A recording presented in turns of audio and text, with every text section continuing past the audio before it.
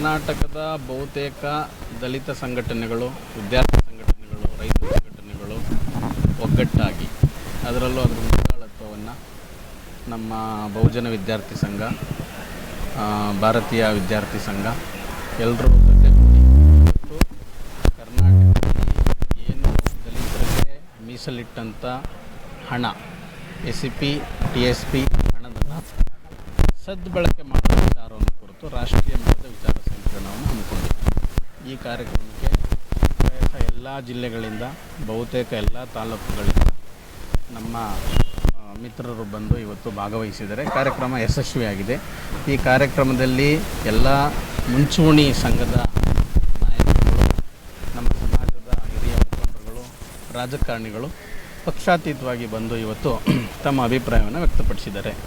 ಅಲ್ಲಿ ಏನು ಪ್ರಮುಖವಾದಂಥ ಏನಂತ ದಲಿತರಿಗೆ ಅಂತ ಮೀಸಲಿಟ್ಟಂಥ ಹಣವನ್ನು ಸದುಪಯೋಗ ಮಾಡಬೇಕು.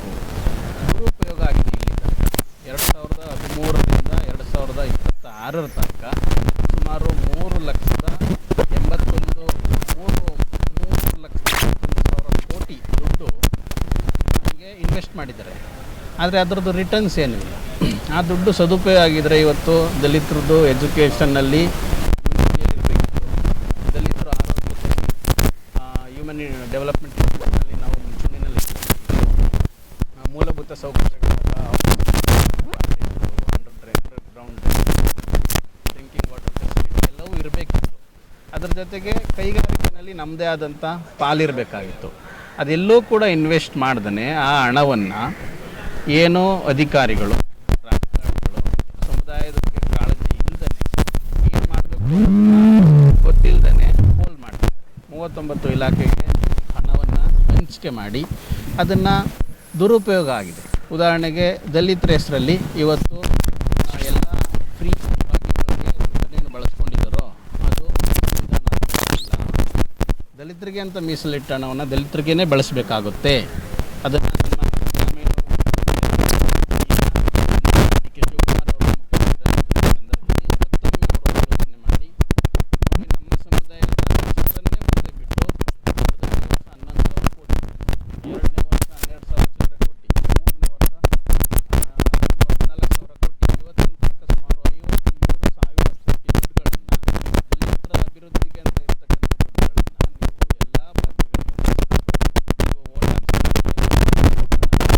ದಲಿತರ ಹಣವನ್ನು ಬಳಸ್ಕೊತಾ ಇರೋದ್ರಿಂದ ನಾವೆಲ್ಲರೂ ಇವತ್ತು ಪಕ್ಷಾತೀತವಾಗಿ ಕಾಂಗ್ರೆಸ್ ಪಕ್ಷದಿಂದ ಮಾತಾಡಿ ಹೇಳಿ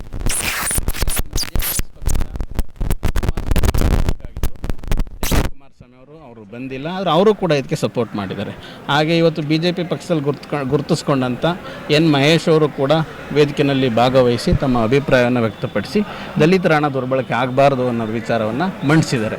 ಹಾಗಾಗಿ ಪ್ರಾಯಶಃ ಇದೊಂದು ಜನಾಂದೋಲನವಾಗಿ ಪರಿವರ್ತನೆಗೊಂಡು ಕರ್ನಾಟಕದ ಎಲ್ಲ ಜಿಲ್ಲೆಗಳಲ್ಲಿ, ತಾಲೂಕುಗಳಲ್ಲಿ ಈ ಕಾರ್ಯಕ್ರಮಗಳನ್ನ ನಾವು ಮತ್ತೊಮ್ಮೆ ಆಯೋಜನೆ ಮಾಡ್ತೀವಿ. ಅದರ ಜೊತೆಗೆ ಈ ಆಂದೋಲನವನ್ನು ಕಾಲ್ನಡಿಗೆ ಮುಖಾಂತರ ನಾವು ಒಂದು ಹೋರಾಟವನ್ನು ಮಾಡಿ ಸರ್ಕಾರಕ್ಕೆ ಎಚ್ಚರಿಕೆ ಮುಟ್ಟಿಸಬೇಕು. ಯಾವುದೇ ಸರ್ಕಾರ ಬರಲಿ, ಅದು ಕಾಂಗ್ರೆಸ್ ಸರ್ಕಾರ ಇರಲಿ, BJP ಸರ್ಕಾರ ಇರಲಿ, JDS ಸರ್ಕಾರ ಇರಲಿ, ನಮ್ಮ ಹಣ ನಮ್ಮ ಹಕ್ಕು. ನಾವು ಹೆಂಗೆ ಹೇಳ್ತೀವೋ ಹಂಗೆ ಬಳಸಬೇಕು. ನೀವು ನಿಮ್ಮ ಇಷ್ಟ ಬಂದಂಗೆ ಬಳಸೋಕ್ಕೆ ಅವಕಾಶ ಇಲ್ಲ. ಪ್ರಾಯಶಃ 224 ಜನ ಶಾಸಕರುಗಳಿಗೆ ಅರಿವೇ ಇಲ್ಲ ದಲಿತರ ಹಣವನ್ನು ನಾವು ದಲಿತರಿಗೆ ಬಳಸಬೇಕು ಅನ್ನೋದು ಗೊತ್ತಿಲ್ಲ. ಈಗ ಮಹಿಳೆಯರಿಗೆ ಅಂತ ಮೀಸಲಿಟ್ಟಂಥ ಹಣವನ್ನು ಪುರುಷರಿಗೆ ಬಳಸ್ಬೋದಾ? ಅಥವಾ ಮಕ್ಕಳಿಗೆ ಅಂತ ಮೀಸಲಿಟ್ಟಂಥ ಹಣವನ್ನು ನೀವು ದೊಡ್ಡವ್ರಿಗೆ ಬಳಸ್ಬೋದಾ? ಅಥವಾ ಅಂಗವಿಕಲರಿಗೆ ಅಂತ ಇಟ್ಟಂಥ ದುಡ್ಡನ್ನು ನೀವು ಚೆನ್ನಾಗಿರೋರಿಗೆ ಬಳಸ್ಬೋದಾ? ಈಗ ಸಾಮಾಜಿಕವಾಗಿ, ಶೈಕ್ಷಣಿಕವಾಗಿ, ಆರ್ಥಿಕವಾಗಿ ಹಿಂದುಳಿದಿದ್ದಾರೆ ಅಂತ ತಾನೇ ನೀವು ದುಡ್ಡು ಇಟ್ಟಿರೋದು ದಲಿತರಿಗೆ. ಈಗ ಅವ್ರಿಗೆ ಬಳಸಬೇಕಲ್ಲ ನೀವು. ಅದನ್ನು ತಗೊಂಡೋಗ್ಬಿಟ್ಟು ನೀವು ಕಾಡಲ್ಲಿರೋ ಹುಲಿ ಸಂರಕ್ಷಣೆ ಮಾಡೋಕ್ಕೆ ಬಳಸ್ತೀರಿ. ಆಮೇಲೆ ಒಂದು ಡ್ಯಾಮ್ ಕಟ್ಬಿಟ್ಟು ಅದನ್ನು ನೀರನ್ನು ಶೇಖರಣೆ ಮಾಡೋಕ್ಕೆ ಬಳಸ್ತಾ ಇದ್ದೀರಿ. ಇವತ್ತು ಜನರಲ್ ಬೀದಿಗಳಲ್ಲಿ ರಸ್ತೆ ಮಾಡೋಕ್ಕೆ ಎಲ್ಲೋ ಮೂಲೆಯಲ್ಲಿ ಒಂದು ದಲಿತರ ಮನೆ ಇದ್ದರೆ ಆ ದಲಿತರ ಮನೆಗೆ ಮಾಡ್ತಾಯಿದ್ದು ಅಂತ ನೆಪ ತೋರಿಸ್ಬಿಟ್ಟು ನೀವು ಜನರಲ್ ಬೀದಿನಲ್ಲಿ ಡಾಂಬರ್ ಹಾಕ್ತಾ ಇದ್ದೀರಿ.